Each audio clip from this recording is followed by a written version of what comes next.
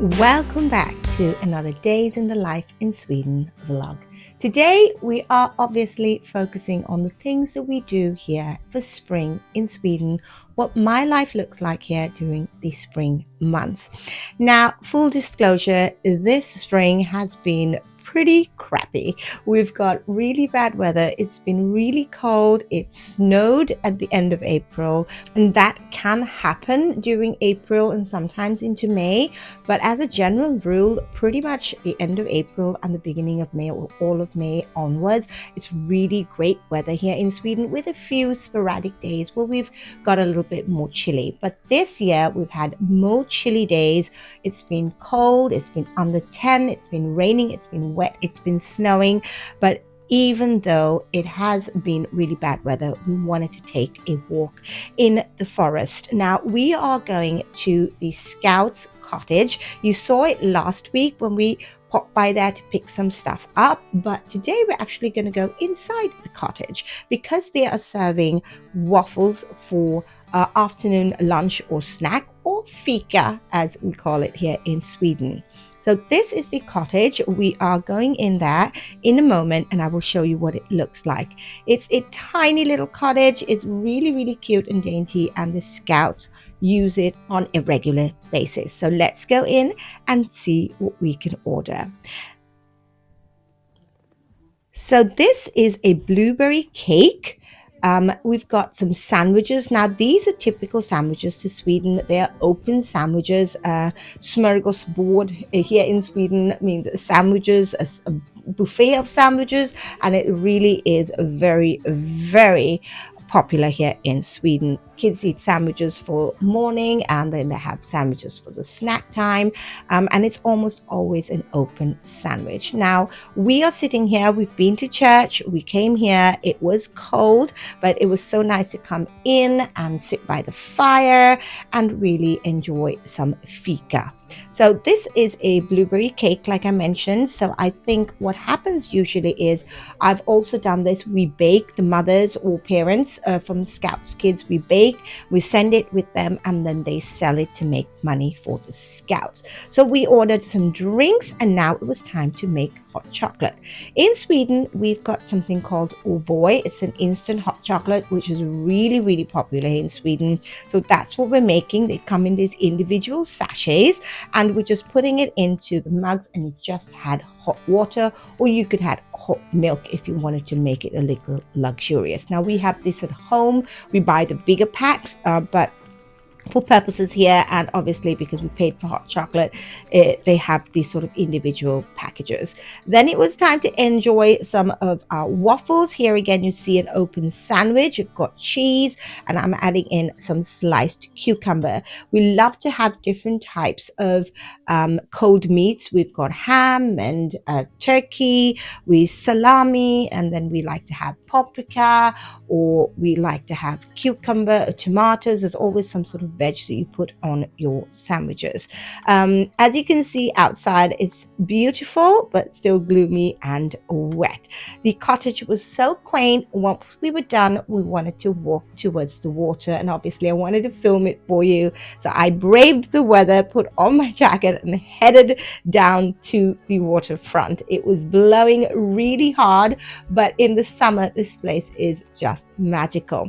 So as you can see, they've got outdoor benches and a grill, so you can come here and grill with your family. People come here in the winter all year round and enjoy the scenery. So I thought it would be fun for you to see. So this is typically what it would look like up in the north of Sweden as well, and this is very, very typical to Sweden, that you have these sort of built up places, especially in areas where you have a waterfront, and you can come with your family and use it. It's a first come, first served basis.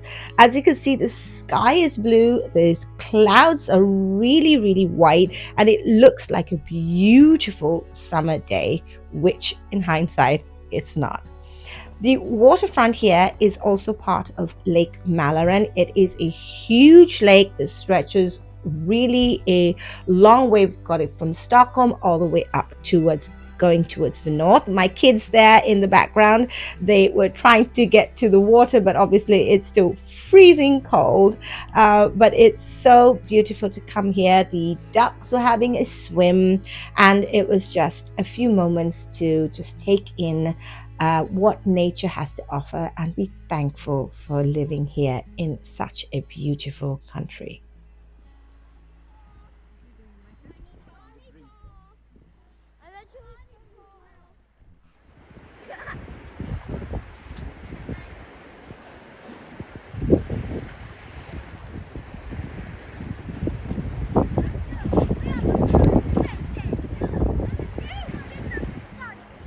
Pickles.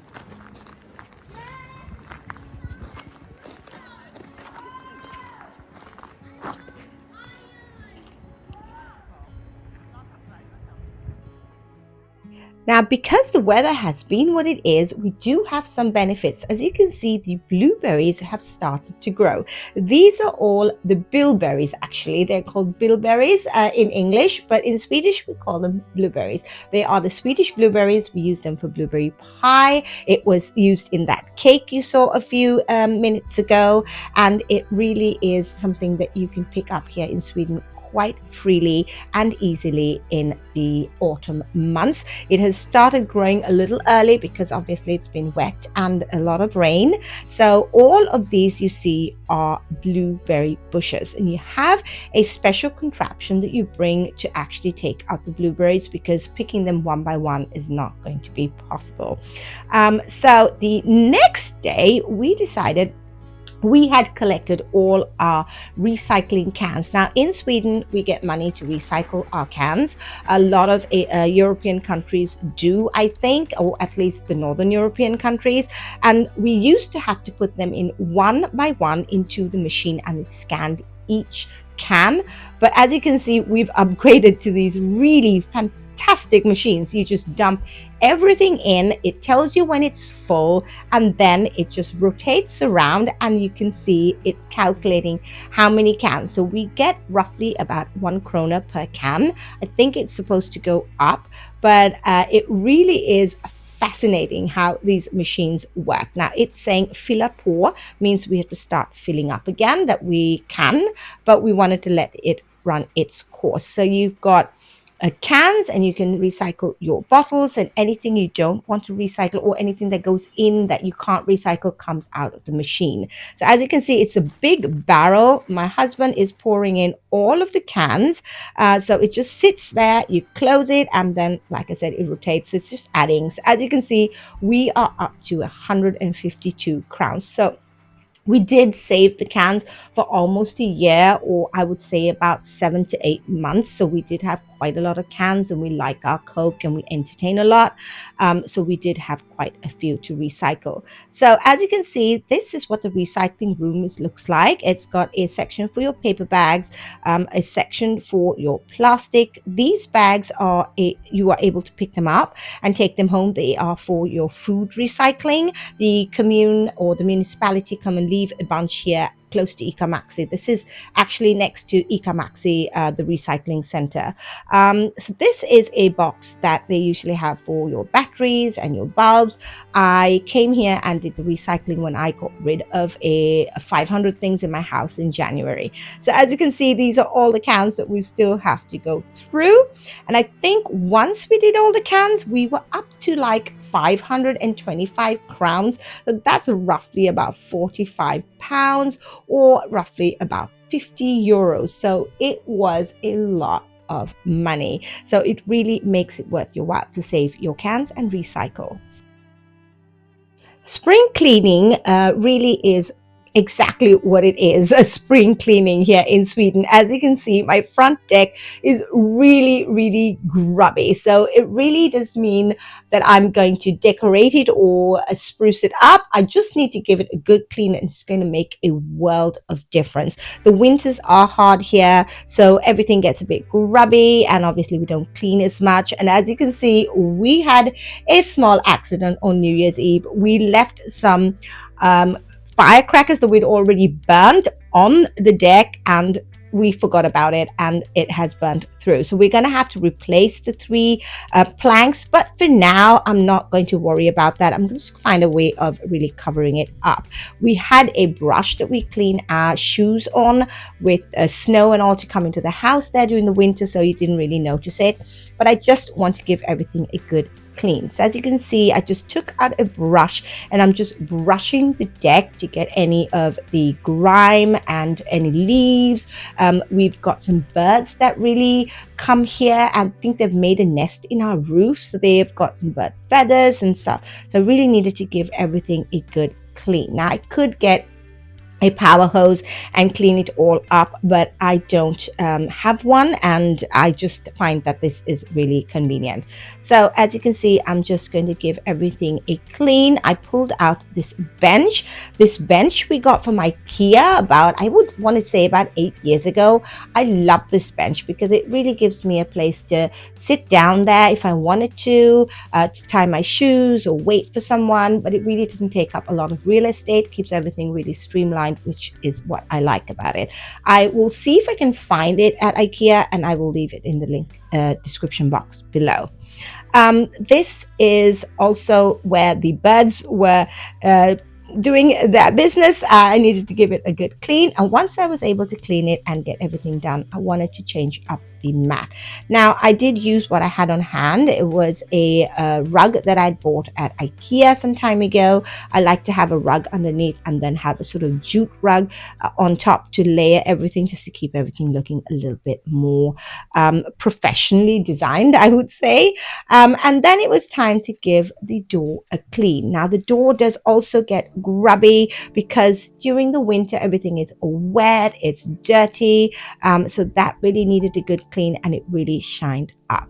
As you can see, I brought in one of these carpets. These ones I also bought as I moved into the house from IKEA, and they've held up really, really well. So I highly recommend the IKEA outdoor carpets. Now in hindsight, that's where the birds were doing their thing, so I cleaned all of that, and then it was time to clean the bench. The bench was also looking really grubby, so I just used some hot water and soap and gave it a good clean. As you can see, everything is looking clean and tidy. I tried the bench on the other side. I think I prefer it where it was originally, but everything's looking nice and clean and tidy, and I'm really pleased with how it turned out. I might end up decorating it later on towards the summer months, but we are planning to go to Sri Lanka for the holidays, so I'm not going to really make a lot of effort. So we were entertaining some friends that particular day, so we were going to do smash burgers. We've been doing that quite a bit. It's a really nice way of entertaining. So once I was done with the outside, I just came in and laid the table. These little jars that you see are for the French fries. I got some hamburger sleeves, which was easy for us to eat, and everything was prepped. So once everything was all prepped and ready on the dining table, it was looking really, really pretty. I like to keep things simple. We decided to bake some Nigela Lawsons chocolate chip cookies for dessert. We were going to do an ice cream bar, so I thought I'd film this for you because it's one of my favorite cookies to make. So we are going to add in all of the ingredients. I have enlisted my kids to help me with the baking. We've got cocoa, don't worry, all of the ingredients and the recipe will be in the link below. So once we were done with all of the dry ingredients, we wanted to add in the salt, and I think it also had some baking powder in it. And once all of that was added in, I got my son to just mix all of it up with a long chopstick.